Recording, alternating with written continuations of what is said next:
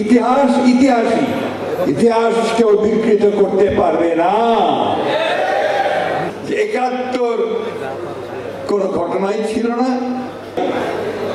২৫শে মার্চের এই রাত্রে পাকিস্তান হানাদার বাহিনীর তাদের সেনাবাহিনী অপারেশন সার্চলাইট নাম দিয়ে রাতের অন্ধকারে ঝাঁপিয়ে পড়েছিল বাঙালিদের উপরে, ঝাঁপিয়ে পড়েছিল ঢাকা বিশ্ববিদ্যালয়ে, ঝাঁপিয়ে পড়েছিল জগন্নাথ বিশ্ববিদ্যালয়ে, রাজারবাগে, পিলখানায়, বিডিআরের, এবং তারা অসংখ্য মানুষকে সেদিন হত্যা করেছিল। এই কথাটা যেন আমরা কখনো ভুলে না যাই। সেই কালো রাত্রির কথা আমাদেরকে প্রত্যেককে মনে রাখতে হবে যে পাকিস্তান সেনাবাহিনী সেই হত্যাযজ্ঞ করেছিল, তার জন্য আজ পর্যন্ত কিন্তু ক্ষমা চায় নাই।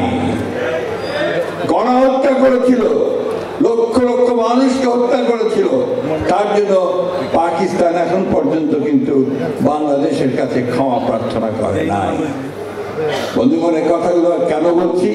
কারণ এখন পরিবেশ তৈরি হয়েছে, কিছু কিছু মানুষ, কিছু কিছু দল, কিছু কিছু গোষ্ঠী একটা বোঝানোর চেষ্টা করছেন যে ৭১ কোন ঘটনাই ছিল না, এবং মুক্তিযুদ্ধের যে আন্দোলন, মুক্তিযুদ্ধের যে যুদ্ধ, লক্ষ লক্ষ মানুষের যে আত্মত্যাগ, ৯ মাস, দীর্ঘ ৯ মাস ধরে বাড়ি ঘর ছেড়ে কোটি কোটি মানুষ যে ভারতে আশ্রয় নিয়েছিল, বাড়িতে থাকতে পারত না, পালিয়ে পালিয়ে বেড়াতো। যুবকরা তখন কেউ বাইরে থাকতে পারত না। সেই অবস্থাটা যেন আমরা ভুলে যাচ্ছি, ভুলে যাওয়ার চেষ্টা করা হচ্ছে। বন্ধুগণ, যারা সেদিন সহযোগিতা করেছে, যারা সেদিন সে হত্যাযজ্ঞে সহযোগিতা করেছে, তারা এখন গলা ফুলিয়ে কথা বলে।